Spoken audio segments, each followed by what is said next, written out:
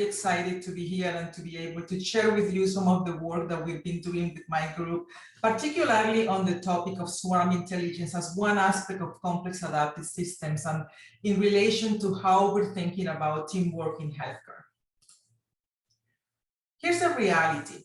The nature of teamwork in healthcare is changing rapidly, and contributing factors include things like the prevalence of chronic conditions, the scopes of practice that are becoming blurred, and also interprofessional dynamics. And these features can challenge teams to find common direction, particularly, I think, if we keep thinking and talking about teams simply as a collection of individuals. I'm an engineer by training, and I tend to look at problems from a systems perspective rather than from individual parts. And this perspective is what drives my interest in what I call collective adaptation. So using that systems perspective, I recently became interested in using principles of swarm intelligence, which is the field of how social insects like ants behave, as an alternative analogy to think about teamwork in healthcare. As it turns out, social insects have been adapting for millions of years through all kinds of change and disruptions. We still have social insects kicking around these days, which means that they have managed to adapt successfully, I think even better than us humans. So why not trying to see if we can learn something from them? And the good news is that other industries have largely started to embrace this shifting paradigm. Construction crews, military SWAT teams, and recent approaches to radiology diagnosis are embracing, for instance, forms of communication that until now were only ascribed to social insects. But let me give you a quick synopsis of what swarm intelligence is about. The main idea in swarm intelligence is that a solution to a problem emerges as a result of the collective action of the members of the swarm, not the individual action. And this collective action is achieved through 4 key principles. First is the principle of communication. So swarms use both direct and indirect communication. For direct communication, for instance, we humans use language. Social insects use touch. Let's say ants, they use their antenna to communicate with each other. For indirect communication, humans favor body language and gestures. However, in the absence of body language, social insects rely on leaving traces in the environment that can drive the behavior of others. So for instance, if more ants are needed to pick up food, the first group in finding the food leave a type of pheromones, which is a chemical molecule on the ground that other ants use to know where to go and get the food. And those pheromones are the traces in this case. These forms of communication facilitate the second principle of swarm intelligence, which is awareness, or the ability of the collective to remain attuned to its local surroundings. So once the swarm figures out the environment it is working within through awareness, the third principle, called self-determination, is used to perform the work. Self-determination means that while each individual is working on a particular task, they're also paying attention to potential disruptions in the work. So they're able to deal with it as it happens without having to adhere to rigid hierarchies or central control. But here's a disclaimer. I'm not saying that there is no leadership and that each individual behaves randomly.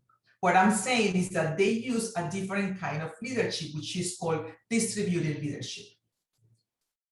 So taking together communication, both direct and indirect, awareness and self-determination, realize the most important feature of swarm intelligence. That is the ability of swarm members to be interchangeable so that an individual currently performing one task can replace another individual performing another task. And in this way, the collective exhibits the fourth principle, which is self-healing behavior. Self-healing is best recognized when the swarm continues to perform, even if an individual is lost or is not available, because in swarm intelligence, no individual is irreplaceable. So in this way, self-healing enhances the ability of the swarm to cope with failure and to adapt to changes in the environment, and hence, self-healing becomes the catalyst for collective adaptation. So out of those principles, we have explored the one about trace-based communication in healthcare teams. And we have found that members of clinical teams, in fact, use traces as well, maybe not as intentionally as ants do, but the reality is that the environment in healthcare is full of objects that we tend to use to communicate with each other. For instance, those bands that patients use in hospitals, or maybe if you've been in a neonatology unit, the butterfly sticker that you see sometimes when a baby is in a critical condition to indicate to the people who are coming to be careful with their conversations.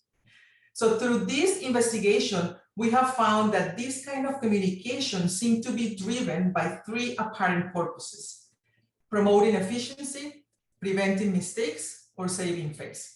And if you're interested in the details of the study, it is already published in BMJ Open. After we figured out that healthcare teams use traces as a communication strategy, our next curiosity became whether or not they could also enact the capacity for self-healing. So that's what we're doing now. And this research is in progress and involves exploring self-healing across multiple industries. And my goal is to see whether we can learn in healthcare teams from these teams that seem to embrace self-healing successfully. So far, with what we have done, we have learned that what makes these teams successful at self-healing entails three key ingredients. One, self-healing teams follow the rule of getting things done regardless of who does it. Since they are all focused on the same goal, they don't get stuck in arguing about who should be doing what or who's more important than whom. They just see what needs to be done and they do it. And this is a behavior we observe, for instance, in police SWAT teams. So if something incapacitates number 2 in the team knows that they have to make sure that another team member takes on that person's role to ensure that everybody remains alive. And that happens without number 1, means the leader, having to say anything. 2, self-healing teams effectively capitalize on distributed leadership. These teams adopt a cross-training mindset to help each other learn how to fill in the gaps if they lose a team member.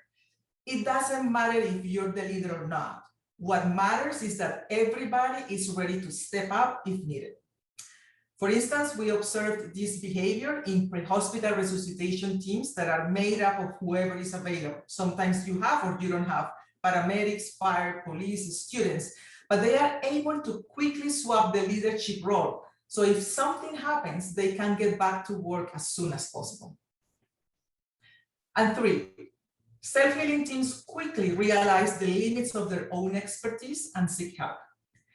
These teams understand that when things go awry, there is no place for people with big egos. They know that they must call out bad behavior. And if you are the one being called out, you better shake it off fast so that the team continues to operate as a cohesive unit. In military healthcare teams, sometimes, for instance, a medic who has more deployment experience is the person who knows to troubleshoot, sometimes even better than even the surgeon.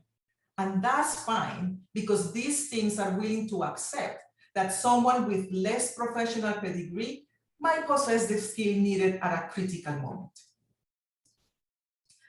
Finally, as collective self-healing is not a natural trait in humans, as it is in insects, we know that it must be nurtured and it must be developed.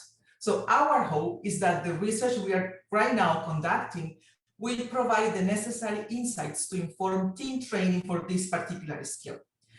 And moving forward, these are the kinds of questions that we are interested in exploring next. And with that, I would like to end. Thank you everybody for your attention, and I will pass it on to James.